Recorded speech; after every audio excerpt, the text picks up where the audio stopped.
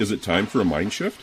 If you don't know what that means, then join your host, Dr. Clint Haycock, a former evangelical Christian pastor and Bible college teacher of over 20 years, along the journey of deconstruction and reconstruction of faith, life, religion, and spirituality.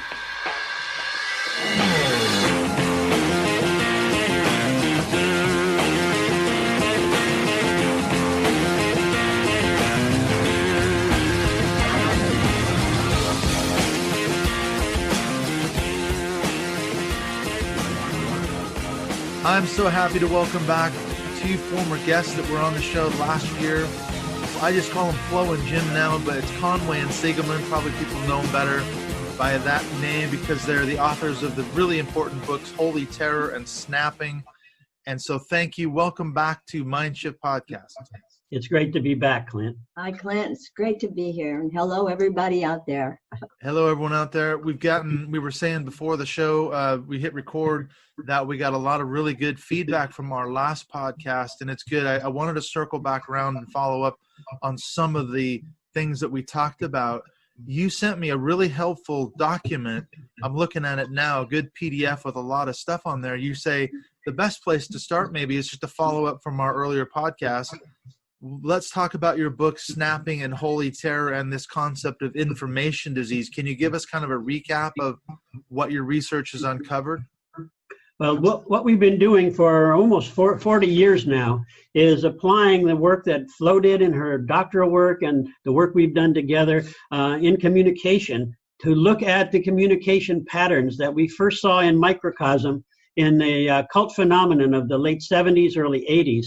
And we cracked the code of the cults, as we said, the riddle of the cults, to see how they use rituals and information and mind-stilling practices and to recruit, convert, control, and really exploit the members by the millions. That was the template of snapping. And at the end of that book, we were seeing patterns of what we called information disease, which was ways in which cult rituals and mind-stilling practices like chanting and meditation, and in Christian cults, Bible cults, they use nonstop rituals of speaking in tongues.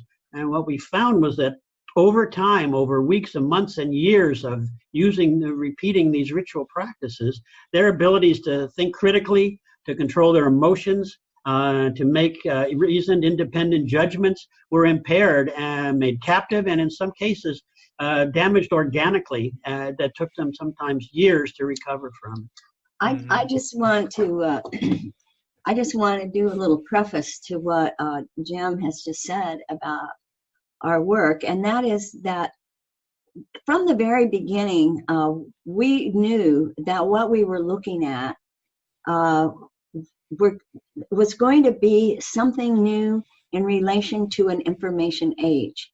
What we saw in these very small groups then, when the cult phenomenon first started, what we saw then, just poking through its head through the cement, were problems that we were going to face in the future, because we are in an information age, and that problems of information and especially communication were going to be problems in the future.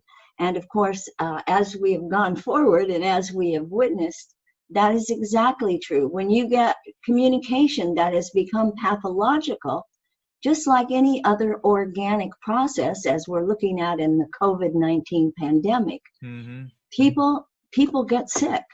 And so that's pretty much what we, when we began this work, we were looking at things that were going to go into the future. Mm-hmm. I really appreciate your aspect of focusing on communication. And as you say, looking at what's going on in the Trump organization. I know we're going to get into this issue of the coronavirus and the COVID-19 and all that, but there's been these research that's been done recently on this thing called censorship through noise. And that was a surprise to me. I heard about that a couple of months ago on an NPR podcast, and they were talking about this issue of being flooded with misinformation and disinformation. We can't keep up. And that's something that we've certainly seen in the Trump administration and his sort of right-wing backers. there's just a flood of stuff coming at you. You can't distinguish. And by the time something's fact checked, there's been 12 other statements that have been said. You can't keep up. You're just overwhelmed by it. Well, what we've seen from the beginning, where Trump has changed all the rules, in some ways he's set back the work of communication, because he just uses outright lies. Whereas all the studies of communication, propaganda studies that go back a century, and all the different cultures and wartime and all the different movements, they're using more subtle techniques. They're using manipulations. And Trump has just turned on a fire hose of lies, and nobody can keep up. By the time the media gets to that one, then there's been another mountain of more of them. And this has been a constant challenge for media and for academicians to try to break Trump's code and counter it. Well, one of the things we introduced in our book, Holy Terror, which was another component to the whole kind of communication control strategies we found in the cults that did a form of controlling the mind and controlling people's ability to think and stopping that. What we found found when we were out researching Holy Terror was another additional component, and this is very much from looking at what became a fundamentalist right political religious movement in the United States. In the 80s it began, and this was emotional control. We found that piece was very important in relation to what we were looking at and writing about in Holy Terror. You know, what we did in the 80s, we went from these cult groups, the Moonies and Scientology and the Hare Krishnas, and the study we did, the first information disease study, we looked at 48 different North American cults and sects and extremist groups. And what we found, to our surprise, was that almost 2/3 of them, 30 of the 48, were Bible cults or fundamentalist Christian sects.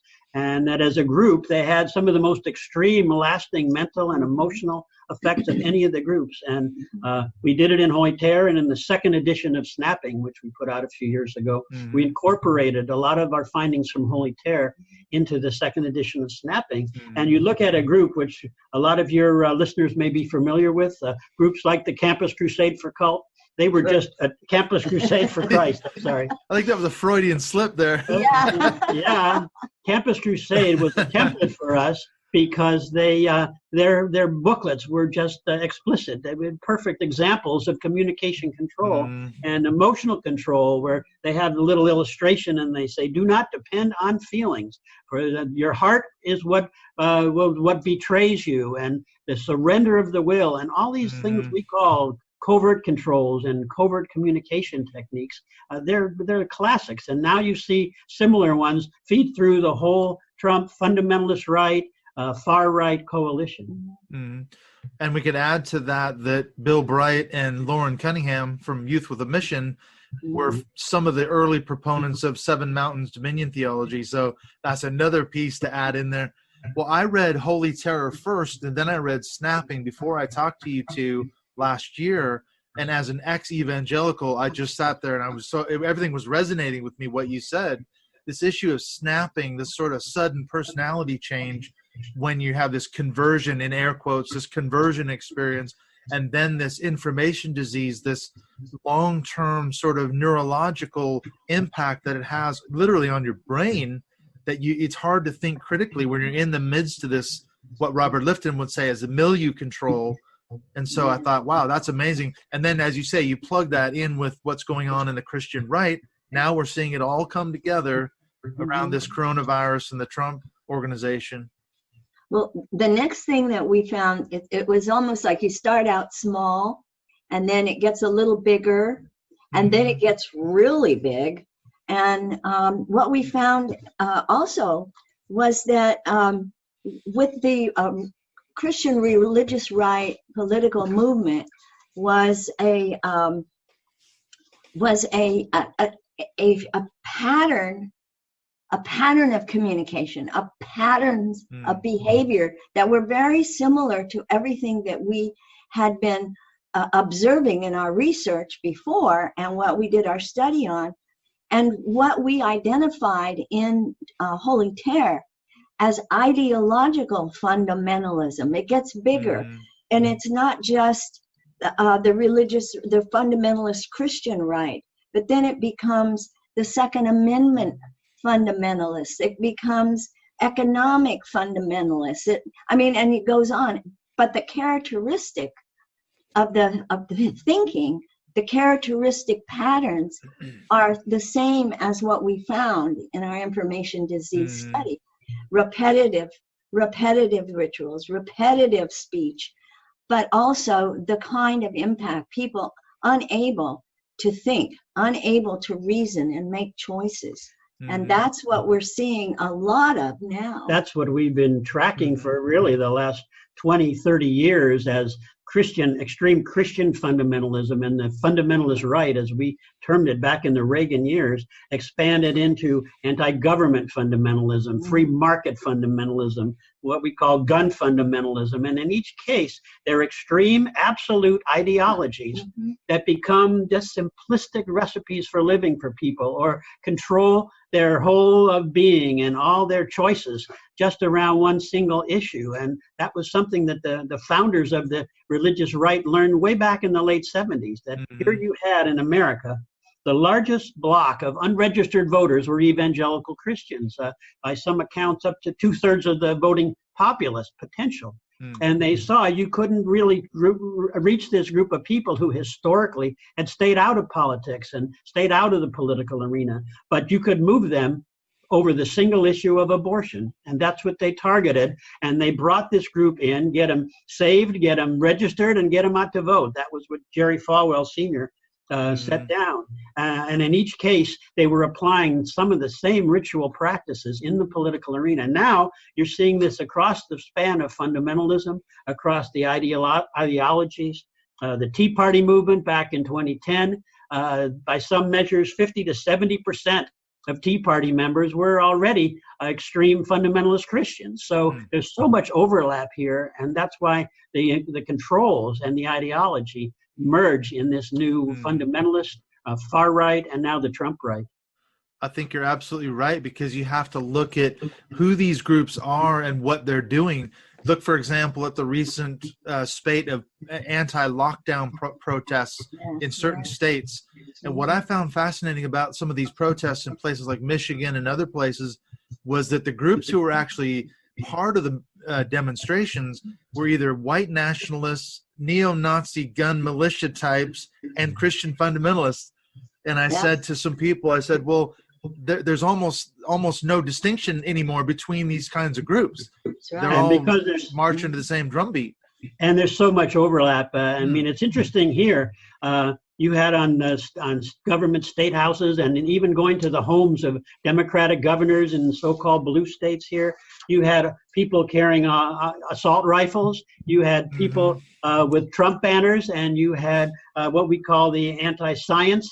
The anti-vaxxers is the group who are against any form of vaccine, and they were carrying placards like "Jesus is my vaccine," and so you see the overlap. You see all this, and then when you track it down, you see that there's a coordination going on. These protests were not spontaneous; they were engineered by the whole far right coalition, and senior present and former administration officials for the Trump campaign and the Trump White House were back there coordinating all this, especially in the states that have Democratic governors. So this is not spontaneous by any means. We know, the DeVos family was behind some of in Michigan, as well as some of the other ultra wealthy far right Trump people that work in his administration.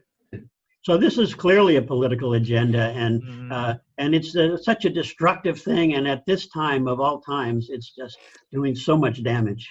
Well, one of the things about all of these groups and all of these different ideologies, where they all mesh together, and they really are characteristic of the things that we found again from our information disease study. People, and when you look at it in a time now where you have this unknown COVID virus that is killing so many, And it's like when you see these groups and the patterns of their behavior, their thought, you still get the same thing that's happening. They are mind snapped shut with absolute answers, supernatural solutions, simplistic recipes for living, and other pathological expression of people's growing inability to think critically, process information, and deal with the complexities of what we are looking at today. And we found that after our information disease study, and that maps on so much to what's going on today. Absolutely. Well, if you use your model in your books as a template, you can just lay it over the top of what's going on now. I mean, you talk about the Trump cult of personality. I mean, everything you just described goes right down the line. You've got an authoritarian, charismatic leader, and then there's this echo chamber of communication and information disease from organizations like Fox News, Breitbart, InfoWars. That's what they listen to. That's where they get their news, quote unquote. And they're going out and spouting, and then they're hearing it from their own preachers as well. And when we started, there's a big discussion today about the cult of Trump, and we have always been very precise in our definition of what constitutes a cult. And it's relatively narrow. It isn't just a living leader or some kind of bizarre, strange belief system. We always have looked for the presence of identifiable techniques of mental and emotional control. And that's what we limited everything to in our work in snapping, in our information disease study. And when we published Holy Terror and began to look at the fundamentalist right, we said, well, by one measure, this is not a cult because it's just too big. But also, it took us a while to identify the same techniques, what we call fundamentalist mind control, fundamentalist emotional control, their use of imagery we called the supernatural Jesus, the supernatural Satan, and these things now you can see all across the board. But Trump is a cult of personality, which is very different. That's historically political. And here's a man with his own quest for power, his own pathologies. He's a pathological liar. He has what everyone identifies as pathological narcissism. And yet he has gathered around him a group of loyalists using some of the same methods that we've tracked forever, which is these loyalty oaths that he all but demands. And in some cases, you hear people recite them. And the testifying that has been required at certain Trump meetings and gatherings in the White House where people have to attest to sing his praises and praise him. But now we're just astounded that there's almost no deviance, nobody's speaking out, nobody's pushing back on the response to this virus and speaking out against him. Absolutely. Well, the classic story of Dr. Deborah Birx just the other day. Yes. Sitting there in the chair listening to Trump talk about how we need to inject ourselves with disinfectants and get UV light under the skin, and the look on her face, you could just see the inner tension, the inner conflict. As a scientist, as a medical professional herself, she's unbelievable that she's listening to this, and yet she went out over the weekend talk shows and defended him. But there's thousands. Say anything bad about him. There's thousands and thousands of career civil servants in the federal government who have been doing the greatest work for decades. And you can say all you want about bureaucracy, but when Trump came in and just cut the heads off all the federal agencies and installed his ideological loyalists and his personal loyalists, this is where, through his vindictiveness, through his attacks on Twitter and his revenge against his critics and people who have testified under oath in congressional inquiries, he has managed to intimidate and silence so much of the federal bureaucracy. The leaks, the whistleblowers are almost non-existent through this time when everybody is seeing what he and his government are doing. Well, that's I'm going to go back a little bit.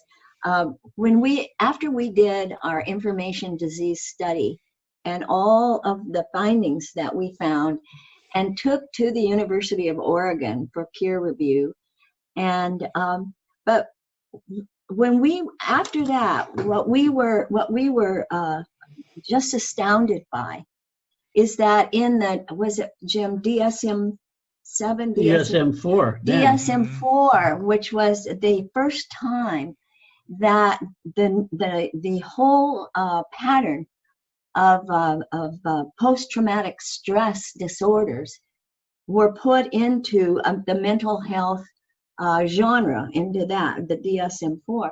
And what was so amazing to us is that those characteristics of post-traumatic stress disorders and the range that they came all the way into the organic effects on the Vietnam vets mapped onto our findings in relation to the cult groups and fundamentalist groups. And now, I mean, I think the guy who discovered PTSD, wasn't it? Yeah, we sat with Dr. John Wilson, Cleveland State University, who discovered post-traumatic stress and upset his entire profession, who couldn't imagine how it could be 5 or 10 years after a traumatic event that people could have these flashbacks and night terrors and all the effects of PTSD. We sat with him and we were describing our work and talking about his, and how of the 20 symptoms of information disease we uncovered: physical, mental, emotional, inability to think, hallucinations, delusions, inability to break these repetitive patterns and rhythms. 20 of the 21 mapped right on to his model of PTSD. The only exception was the violent tendencies and suicidal tendencies, which were much more extreme among Vietnam War vets at the time. But he said to us, he said, you know, I've come to have the opinion that there is a societal form of PTSD. And he was describing it in terms of a much broader social phenomenon. And it took us a long time to figure out, how does this mesh with our work? And what we're seeing now through the Trump right and Fox News and internet social media echo chamber, we're seeing what we're beginning to call societal forms of information disease. And in Trump's case, maybe it ought to be called disinformation disease. Well, when you look at the process, I sound like a clinician or something. When you look at the processes that go on, the ones that we were investigating all these years, the ones that we put under the microscope and took for peer review on our findings, when you look at it today, and you look at the pathologies just of Trump himself, the pathologies of personality that he is definitely a narcissistic personality. No doubt. And some of the other pathologies that he demonstrates in the way that he functions.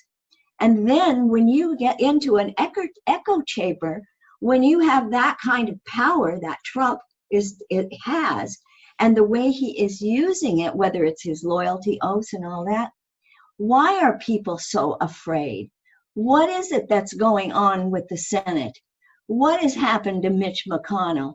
I mean, a lot of it is that when you see this kind of thing, and then you see what you were talking about, Clint, the rallies, and the people who make up those rallies, and how those rallies are, and you can see the way in which corrupted information, the pathologies of personality, all of those things are the organic processes in the communication of information and the running of an entire nation, how they get corrupted. And what we are seeing now in these rallies, the whole, it's information disease, but it is, I think, a really dramatic form of societal information disease. And you know, when we did our study, when I say we kept pretty strict limits on what we would call a cult, and especially when we use a term like disease, why we took our finding to the University of Oregon and did a year-long statistical analysis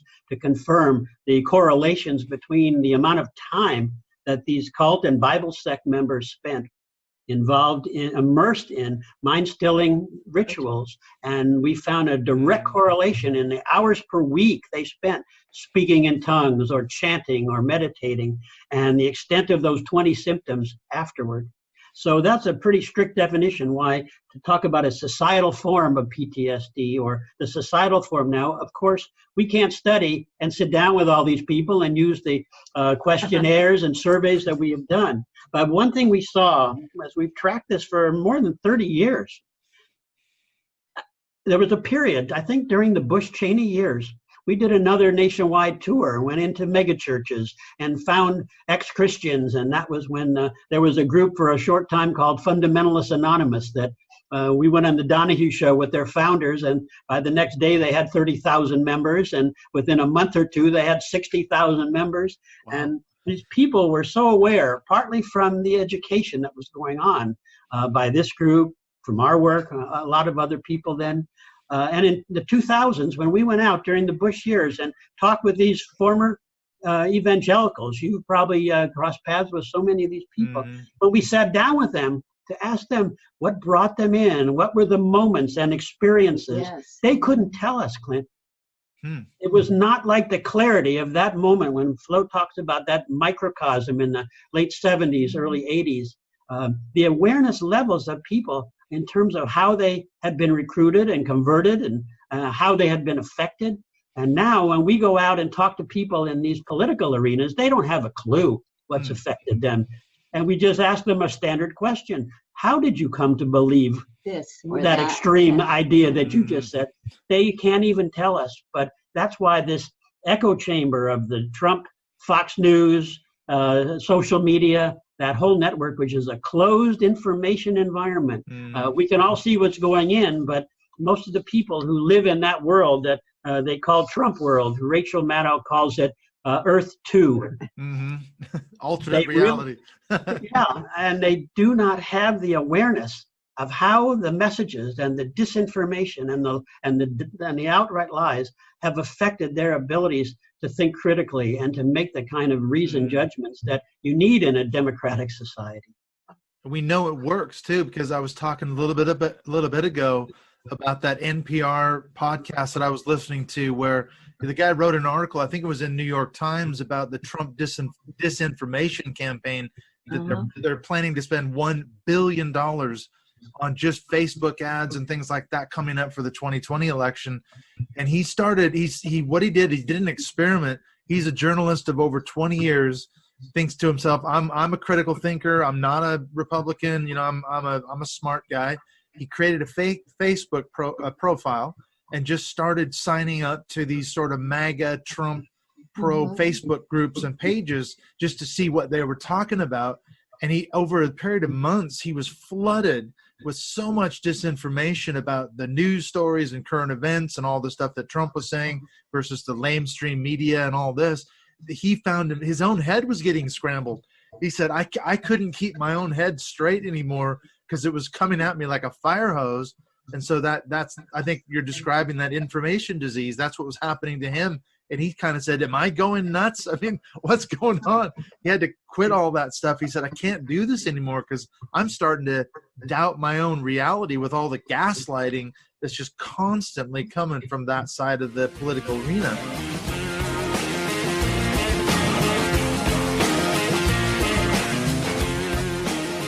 Just going to take a really short break in my conversation here with Conway and Siegelman. I hope you're enjoying it, and there's a lot more to come in the second half of this episode. I say they're my heroes because really, you know, there's a lot of books that have come out recently on Christian nationalism, the Christian right, which is absolutely important. It's essential. It is absolutely critical to get the word out there as to what the Christian nationalist movement is doing, what's going on the religious right. People like Catherine Stewart, Sam Perry, Julie Ingersoll, and so many others that I've been fortunate to have on this show. But you know what I love about Conway and Siegelman is that they were doing this research on the ground back in the day. They started researching the book that would become Holy Terror in 1980, and it came out in 82, just off the back of the Ronald Reagan election to the presidency, and they were seeing it right on the ground. And so the book is absolutely essential if you want to understand the origins of what we see in the Christian right today, what we see the evangelical support and vote for Donald Trump, and all the things that are going on in terms of Christian nationalism. They put their finger on it right when it was starting to happen, just after the founding of the moral majority in 1979. So absolutely critical to get their perspective. If you haven't read Holy Terror, you need to pick it up. It might be hard to find because it's out of print, but I found one on I think, Amazon or eBay a couple years ago. So they're out there still. So you can still get a hold of a copy. Anyway, before we get back into the chat with Conway and Siegelman, I just wanted to give a shout out to the people who have so graciously decided to sponsor this show on Patreon. I wanted to say a thank you to Danielle, to Ray Guilford, to Joshua Barley, Elaine Edmondson, and Sandra Bandman. Thank you all so much for your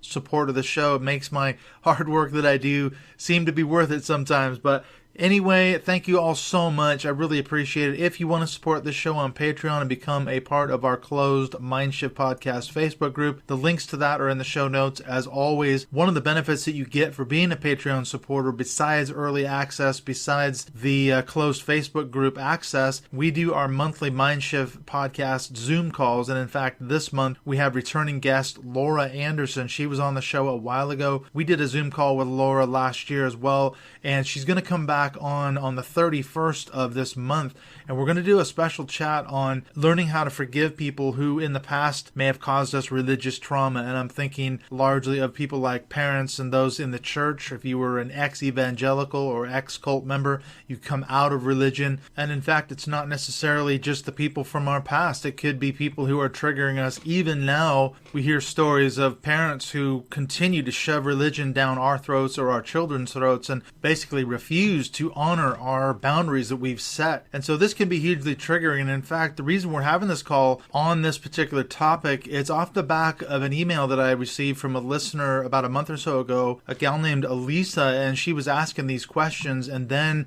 I thought, this would make a fantastic topic for a Zoom call. So Laura Anderson, as I say, is going to drop in on that call. It's going to be really good. Hopefully you can work through that. Now, if you are not able to see that call or you're not part of the group, I will be posting it later on, maybe a week or so later, on my Mindshift Podcast Facebook page. So there is a way you can catch that chat. And so if you head over there and like the page now, you'll receive the notification of when that is loaded up to that page. So you'll be able to watch that video later. I just wanted to say, too, before we get back into the chat with Conway and Siegelman, what's coming up in the next few weeks, the next few episodes. We've got David from The Graceful Atheist coming up after this one. And then I've got a chat I think I'm going to do as a bonus episode with John Loftus. We talked about his book, The Case Against Miracles. And then we're going to get back on this track of Dominion Theology, Reconstructionism.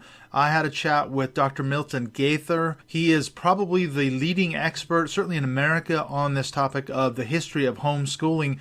And we had a fantastic conversation the other day. He's an absolute fount of knowledge on this subject, and that's where this research has led me into homeschooling, into the Quiverful movement, into biblical patriarchy. And so I'm chasing up people to have more conversations on those topics coming up as well. I'm also in chats with Dr. Michael McVicker, who wrote probably the best book on the history of R.J. Rushdoony and Christian Reconstructionism. Sometime in the middle of June, we're going to have that conversation. So I don't know about you, but I am super excited. I love talking to people who are experts in this field. I'm learning more and more all the time, doing more research and writing, and this has taken me down a rabbit hole, but it's basically where the research takes you, and that's where we're going. So I hope you stay with me along this journey wherever it leads, and part of that is what led me to Conway and Siegelman in the first place, when I read their book, Holy Terror. So let's pick it back up. If you remember, I had just raised the point about this issue of gaslighting and how it relates to brainwashing and information disease in the Trump era.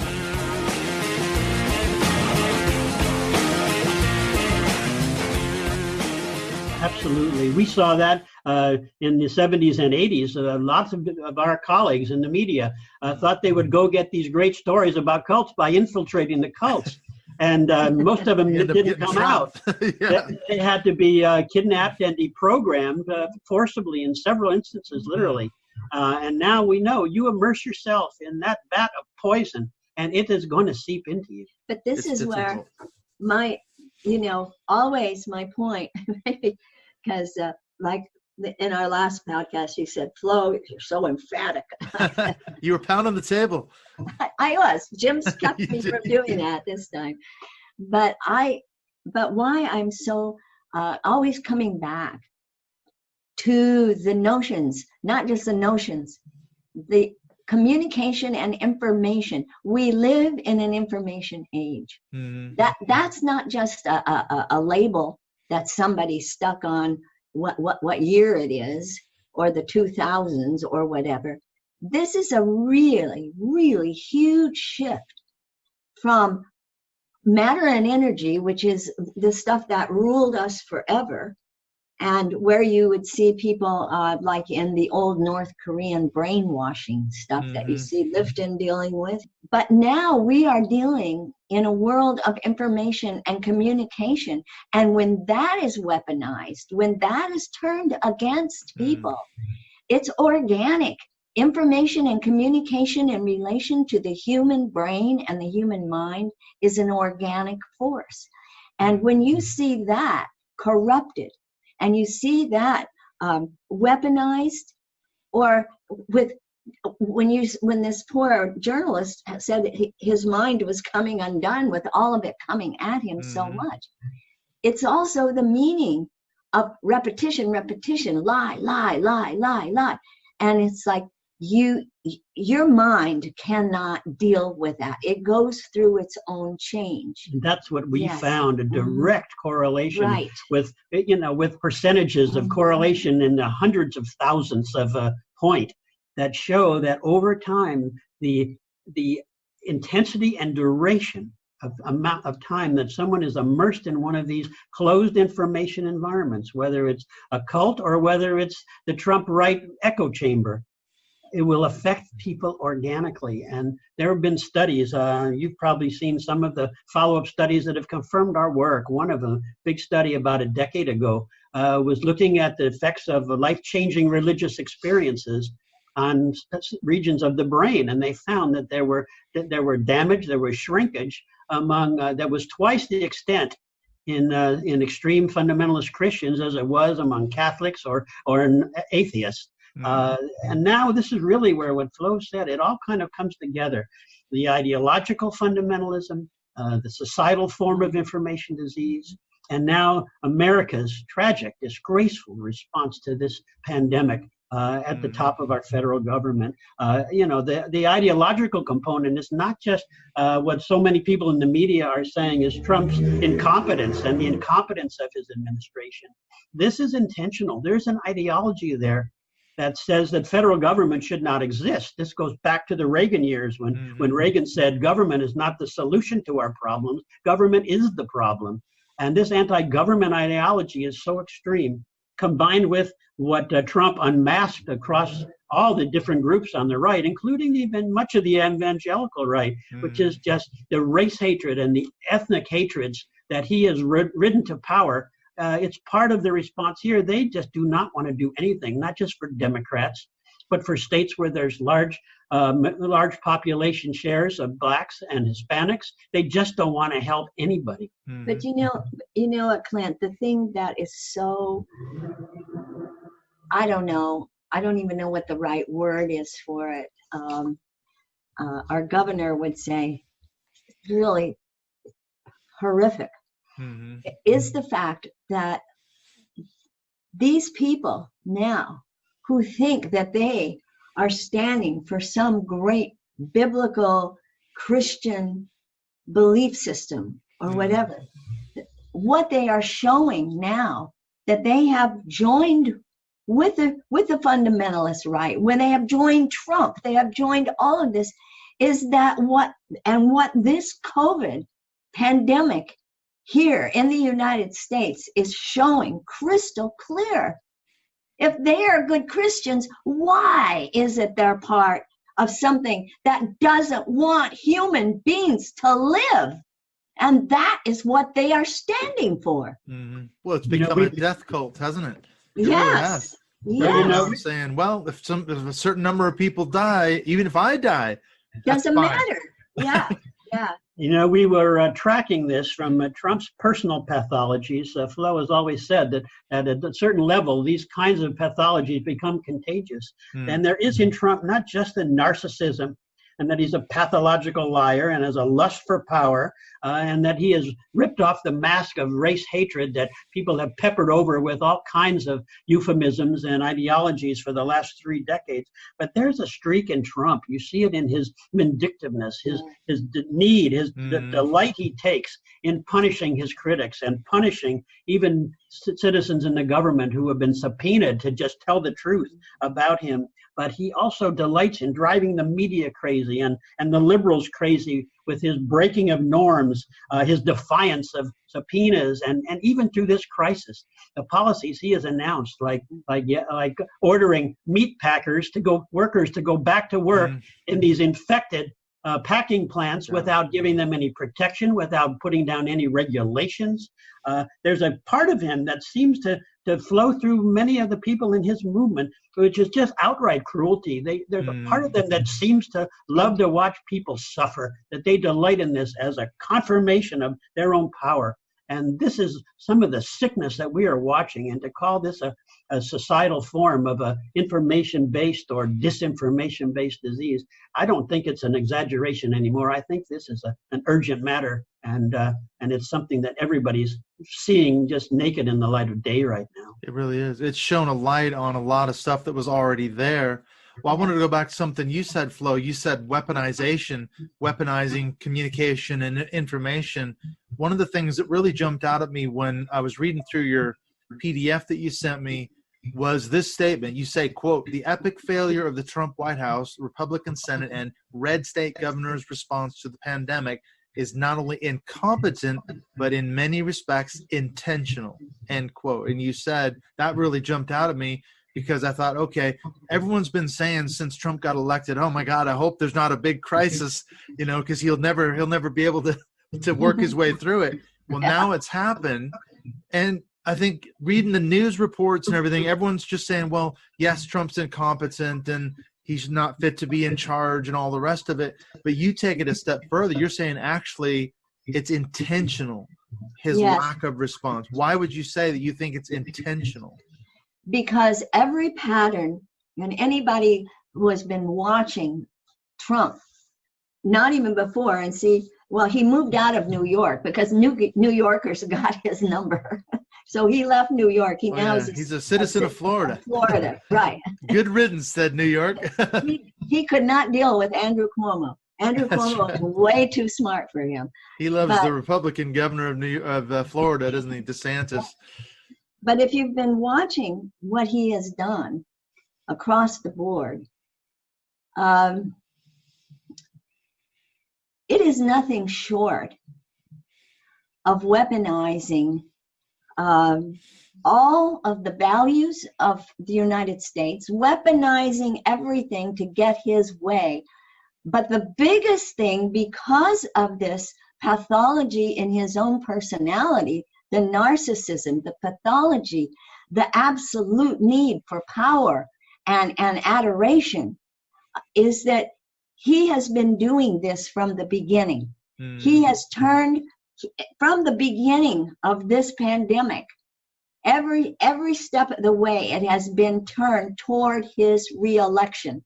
And there is not one thing that has gone by unless the governors extracted something from him, something that he had to do, but every single thing he does is because he wants the good numbers. He wouldn't let people off an infected ship coming from somewhere because the numbers would go up. I like the numbers where they are. That's what he said. Not our fault anyway. But that is what he's been doing from the beginning. And it's for his reelection. But I tell you, if this man is reelected, we're hearing it now. We're reading it from Europe.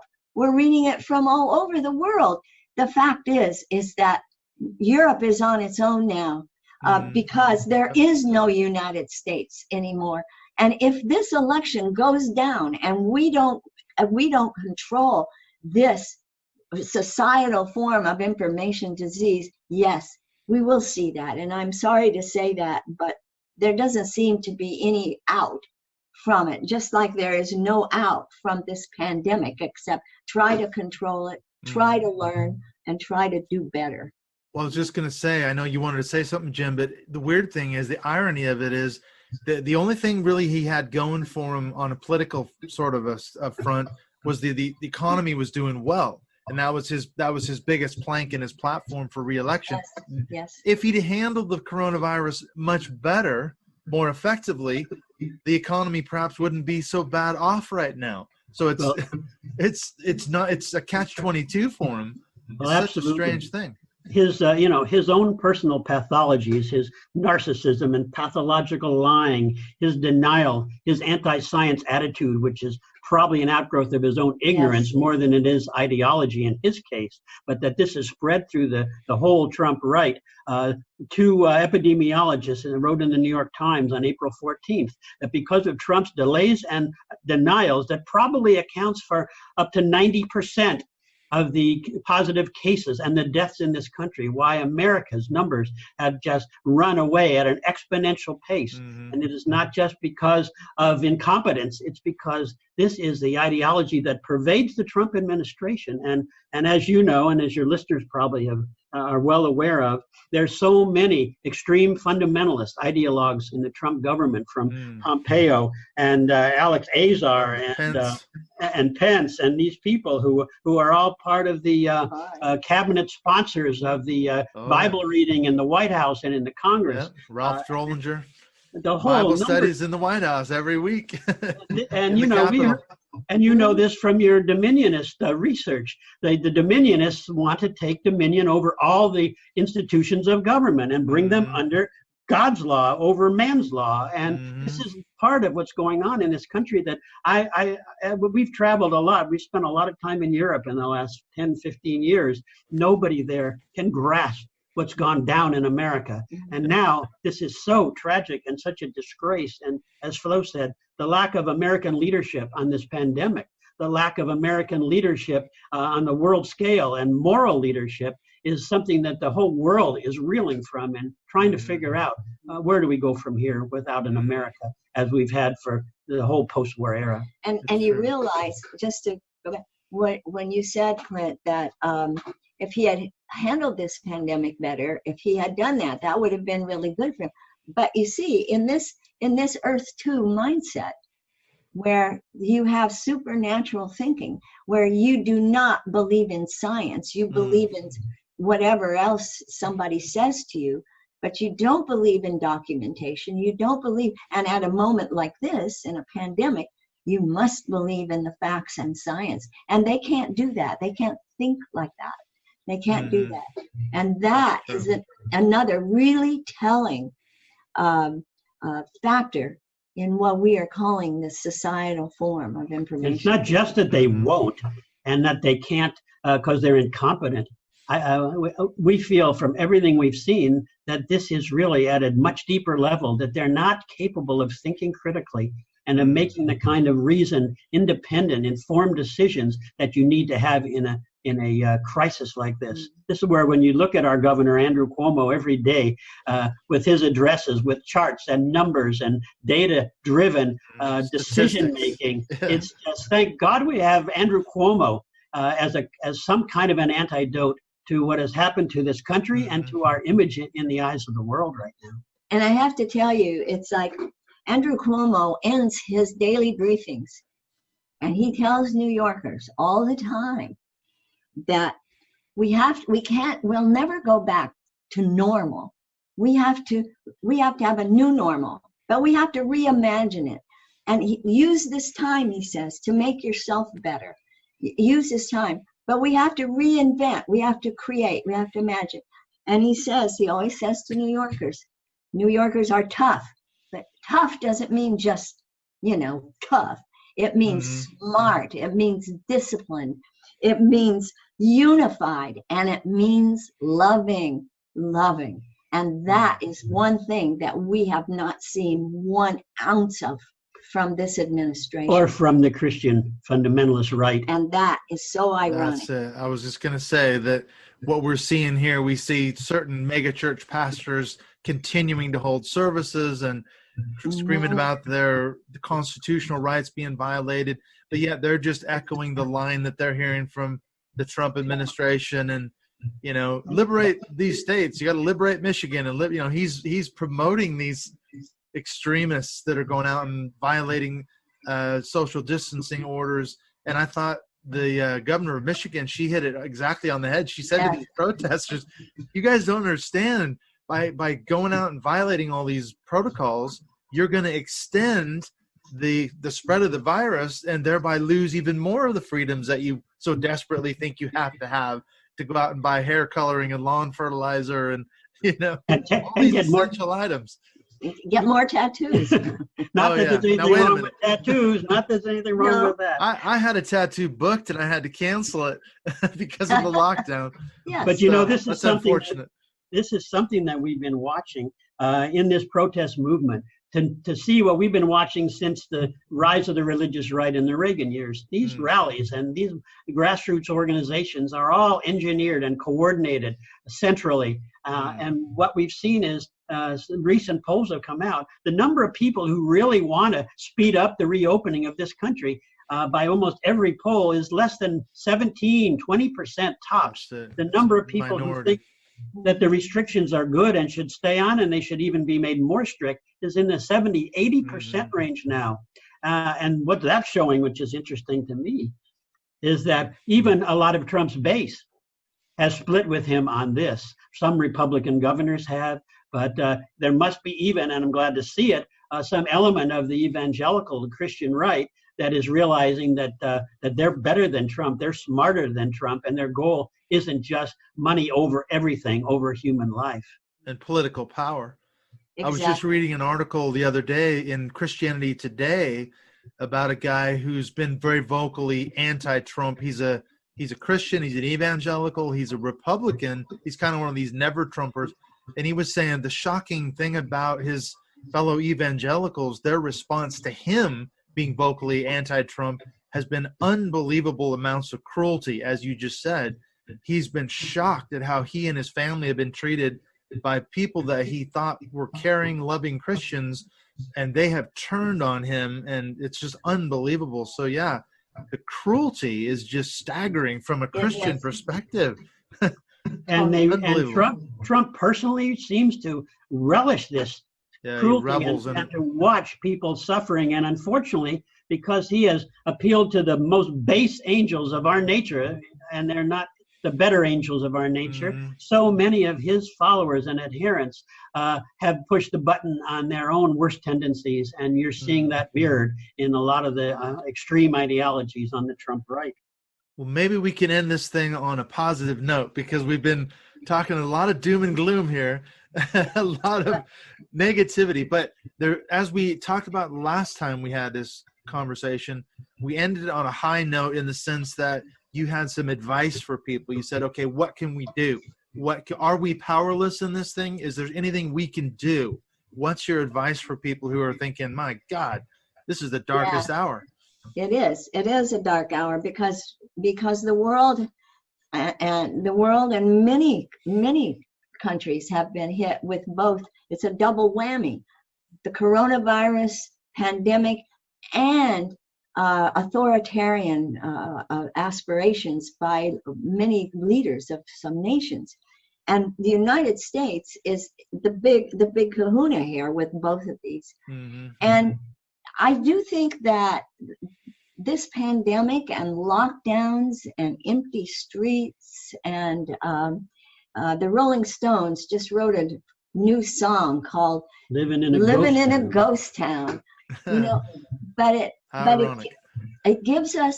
really has given us a chance to think about things, to re-examine things that used to be. It's almost as if this now is the beginning of the future.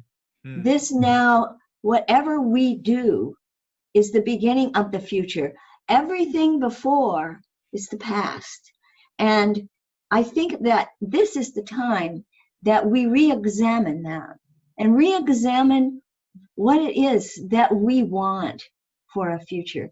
And to know, because we can see now, that every individual every person, no matter race, no matter creed, no matter color, no matter sexual orientation, every person matters.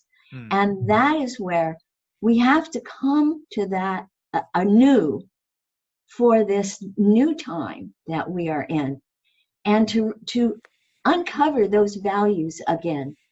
And it's like for people in the United States to understand this is not political anymore. This cannot be weaponized, and you cannot fall into that. You go out and you vote for those fundamental values that America has given to people and to given to us. You know, one of the things that we've been saying since Holy Terror came out, when we talked to so many former members of cults and extreme fundamentalist sects and political extreme groups, was that the people who have come through this experience, and that's probably a lot of people in your audience, Clint, you know, we've said for years that all of you are pioneers on the frontiers of freedom of thought, of freedom of self-determination for you personally and for the countries that you live in. And we've always said we need to hear your voices, your experiences, your hard-won wisdom, because that's how you counter the controls of the fundamentalist right and the Trump right. And there's no time like now to try to break through that echo chamber, whether it's one-to-one with your family and your friends, or whether it's in the media and all the platforms people have now, and social media and mainstream media now, to counter the poison. And then we do that with just telling your stories, explaining your experiences. And then obviously in November is going to be the big verdict on all this. If people are able to overcome the fire hose of lies and the oceans of poison that will be poured on the American people by the Trump right, by the Putin, by who knows who else. But if people learn how it is that information can affect your thinking, your feeling, your decision making, and maybe they can stand up to it. We saw it in all of our research. People came through this and they took back control of their minds, whether they were members of the Manson family or members of the most destructive cults. You can do it, but it takes the work of every person speaking out. And you can't be the thing that Trump counts on, and the thing that all the cult leaders counted on. And it's a thing that we saw even in the whole Jim Jones People Temple tragedy. If you're afraid and you allow them to take your own individual power, individual voice away, then you are giving yourself over to be a slave. If you understand and hold on to that, and hold on to those values that you know. We had something in the beginning of Snapping when excuse me, when people would ask us, how do you know? How would I know if something's happening? And we say, you know, there's a tummy judgment that you have, because there's a stress response that goes, it's a brain gut stress response. It's a tummy judgment. And you listen to that and you do what it tells you. If it says get out, then you go. Yeah. And okay. And now it's the same thing. There's a tummy judgment too in relation to knowing what is real and what is right, and following that, and not be afraid to speak, even to say to your friends, to your parents, to whoever, not be afraid to stand now for all that we stand for in the United States, and to stand up for the larger principles, the loving kindness that Christianity should be. Yeah. It should be, yeah. It's hard to see it. And all the other religions too should be, and in the future must be, if we are going to survive. And we've said in many other conversations with people that come out of certainly evangelicalism, fundamentalism, and cults as well, I wonder if this coronavirus situation is going to cause them to deconstruct, as it were, and really question some of the dogmas and some of the things they've been told, especially as you were pointing out, the anti-science, the taking refuge in platitudes and all that, when they're not working. Where's God in all this? You know, I mean, I know we're not talking about theology, but that's my background, and I've been doing a lot of questioning about looking at some of the Christian responses to the coronavirus, and it's just unbelievable. It's all over the map. They don't know what to say. We've seen this. We've seen this in all the groups we've studied. Yeah. People who came out on their own, the walkaways as they call them, they were the ones who had one moment, even just a moment. If you're in the kitchen of the Hare Krishnas, or if you're working in the office of Scientology and you see their private documents, when people would have these snapping moments when they would snap out of the cult states they were in, and we know how it works. You can just reach down into your gut and grab hold of that switch that you have surrendered, your autonomous self. You can grab hold of it. It's very difficult. It helps if you have someone to guide you or help you, whether it's a deprogrammer or a knowledgeable counselor, or if you're just reading things that can throw that switch. But with this outrage now, one promising sign may well be that, according to some of these numbers, maybe half of Trump's base is now questioning the incredible cruelty and that he is inflicting on people, the glee that he's taking in this, and the damage that's being done. And maybe that will lead to just what you're saying. Some people snapping out of it and finding themselves again. We hope so. Well, there was just a document that came out the other day. It was supposed to be a secret document circulating among Republican politicians. I don't know if you saw that, just a thing in the news where they're talking about what should you talk about with the media in the upcoming election? And they said, don't defend Trump, whatever you do. Right. Yes, so the Republicans are saying that, we can't defend him. You can't talk bad about him, but some of the more insane things he said are literally indefensible. And they're stuck now because they're between a rock and a hard place, aren't they? Yes. Well, what Governor Cuomo said today was that the American people are showing themselves to be more loving and more giving and more rational than their national leaders. And and if that's something, the trouble is, as Woodward said, Trump rules by fear. Yes. And we'd add to that just sheer hatred and cruelty. And there's a lot of people who know in themselves that they're better than that. And this country historically has been better than that. Human beings can be better than that.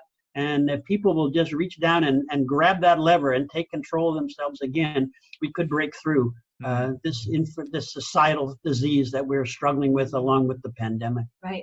And if we win one, we'll win both. So we've got it.